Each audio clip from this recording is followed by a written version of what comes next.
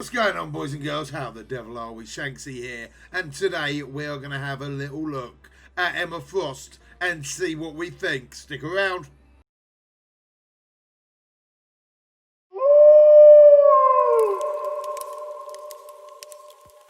So then, boys and girls, what is cooking? Good looking.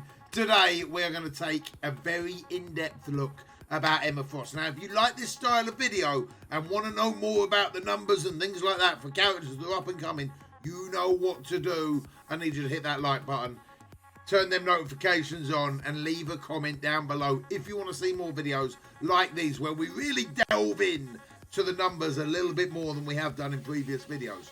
So, Emma Frost is obviously coming out very, very soon. We're expecting next week sometime. But first and foremost, who the hell is Emma Frost? Well, Emma Frost, aka the Ice Queen, aka the White Queen, is part of the X-Men universe.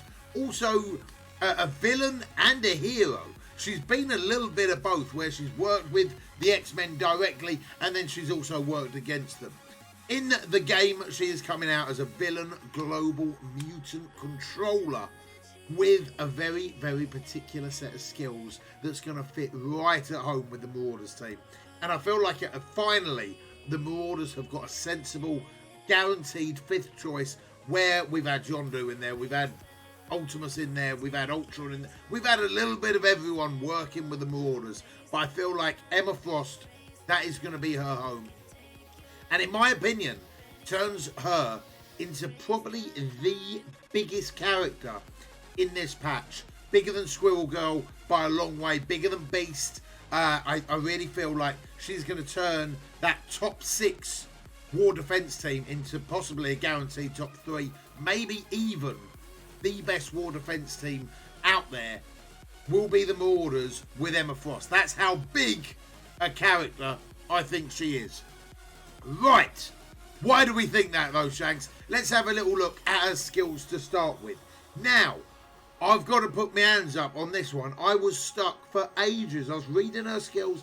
I couldn't work out where she gained charge from. So we're going to start with her special. Massive shout out to Torna for helping me out with this, because I even posted in the Discord. I was like, look, maybe I'm missing something. Where does she get this imaginary charge from? So her special is Diamond Fallen. If charged, clear charged. Where does this charge come from, I hear you ask? Good bloody question. Barrier self for 15% of this character's max health. Clear 1 negative effect from self and all allies. Apply slow to 1 random enemy. I missed that bit. That's all I missed. Gain charge. I didn't spend 24 hours working out that, I swear to you. Right, but if you start leveling this up as well, you then gain immunity to 1 random mutant villain ally or self and apply slow to 2 random allies. Then you clear 2 negative effects from self and all allies. Apply immunity to 2 mutant allies or self and apply slow to 3 random enemies. At level 5, barrier self for an extra 5% of this character's max health and clear 3 negative effects from self and all allies. At level 6, as if it needs to get better, apply immunity to 3 random mutant villain allies or self and apply slow to all enemies. Then at level 7, clear all negative effects from self and all allies and apply immunity to self and all mutant villain allies. This is a guaranteed tier 4 ability. This is absolutely bonkers, right? Bonkers. Now, keep in mind this bit as well. It's going to be barriering self for 15% of this character's max health. So, let's have a little look at her max health as well. To start with the stats, she comes in at 195 health. Now, the way that works out, it actually puts her in the top, I think, 6.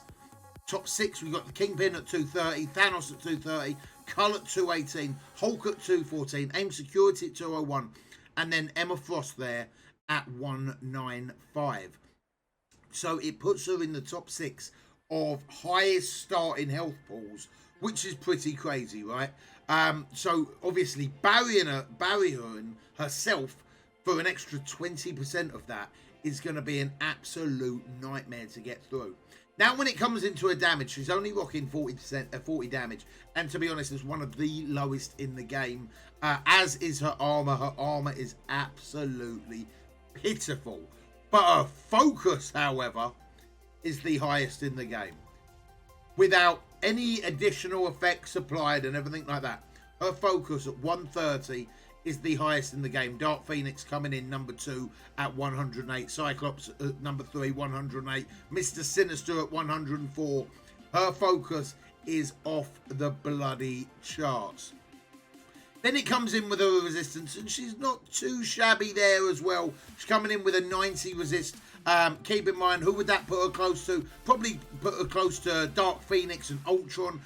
Ultron being at 92 resist, Dark Phoenix being at 90, Minerva, that type of stats, right? Now, obviously, the crit and the crit chance, not really that fussed about. But what about speed?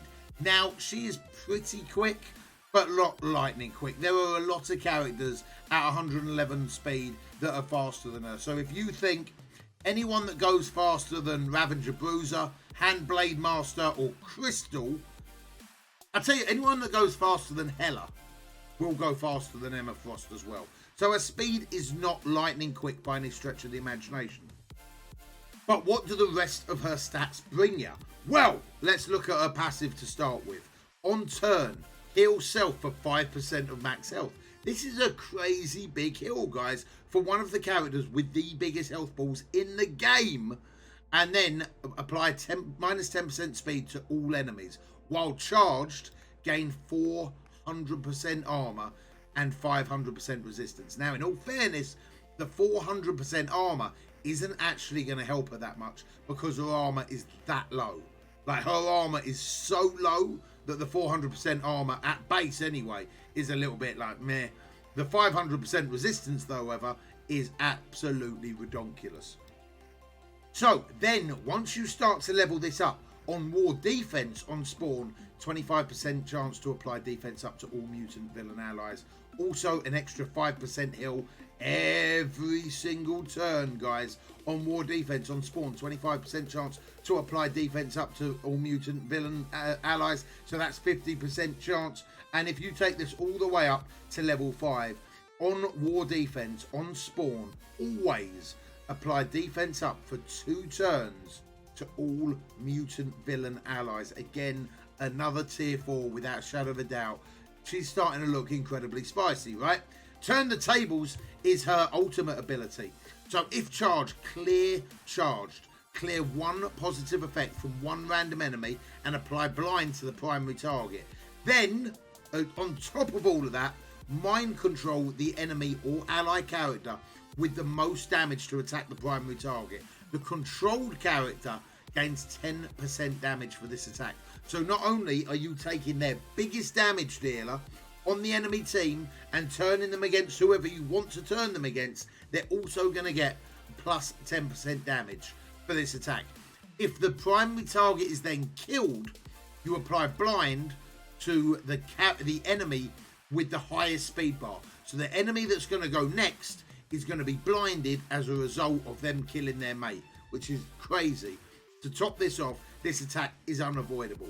Keep that in mind with her focus as well. The chance of getting resisted is Right, this then goes up to clear 2 positive effects from a random enemy. 25% chance to control a second character.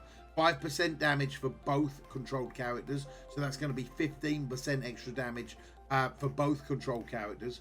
At level 3, this clears 2 positive effects from random enemies and an extra 25% chance for the second character to act. So now that's 100% chance for the first one and 50% chance for the second one.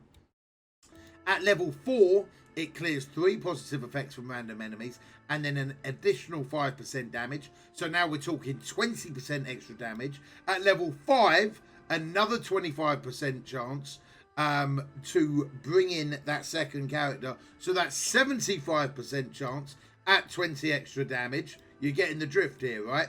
At level 6, clear positive effects from all enemies. From everybody. I'll take all the buffs and give her an extra 5% damage for controlled characters. And then at level 7, clear positive effects from all enemies. Mind control the second enemy or ally characters, so you're guaranteed to get 2 now, and an extra 15% damage for controlled character. It's ridiculous. It's ridiculous. Absolutely, it's ridiculous how big a skill that is. And again, Emma Frost to me is looking like a tier 4 character without a shadow of a doubt. Like the Marauders, think about how tanky the Marauders can be anyway. How tricky they can be anyway. With what she brings to the table, with this, oh dear, oh dear, oh dear, oh dear. Right, and then obviously her passive ability is Fashionable Strike. Attack primary target for 50% damage and 30% chance to flip 1 positive effect to a negative effect. Now, if you're already charged, attack the primary target for 100% damage plus 30% chance to clear the positive effect instead. Now, it's worth noting that if you use this while charged, clear charged. If you use this while charged, clear charged. But this doesn't clear your charge, so you can still basic while saving that charge up. But in all fairness, I think this attack is actually better. I'd rather flip a positive effect to a negative effect rather than clear it. So I actually think this attack is better when you're not charged. But you can't clear it to make room for that, if that makes sense. And to be fair, it's good. Yeah, I just think it's a much better skill when not charged. So at level 2, is 30% damage to primary targets on all attacks, plus 30% chance to flip positive effect into a negative effect. And then an additional damage, more damage, always flip positive to negative. At level 5, additional damage, flip 2 positive effects to negatives. And if charged, always clear positive effect. At level 6, if charged, clear 2 positive effects and extra damage. And then at level 7, it's just extra flat damage. So in all fairness, this is probably the one skill that she has, her basic ability, that you're not going to be that fussed about flipping it round. Yeah, it's probably, you're probably going to go passive, special and ultimate as guaranteed tier 4s, and then you're probably going to be okay just leaving the passive alone. So in my opinion, guys, Emma Frost is without a shadow of a doubt the most important character this patch, coming out soon to that Marauders team. And I think we're all going to have some really big problems dealing with her. Guys, that is it for me today. Hope you've enjoyed the video. Hope it's helped you make your mind up if you are looking forward to seeing Emma or not. I type of am, but I'm type of not. If you've enjoyed the video, guys, do me a massive favour. Give it a thumbs up, leave a comment down below, hit that subscribe button, turn them notifications on. Discord links are down below, live stream links are down below, all that type of good stuff. But until next time, be smart, be strong, be safe, and I'll see you on the flip side. You take it easy, Commanders.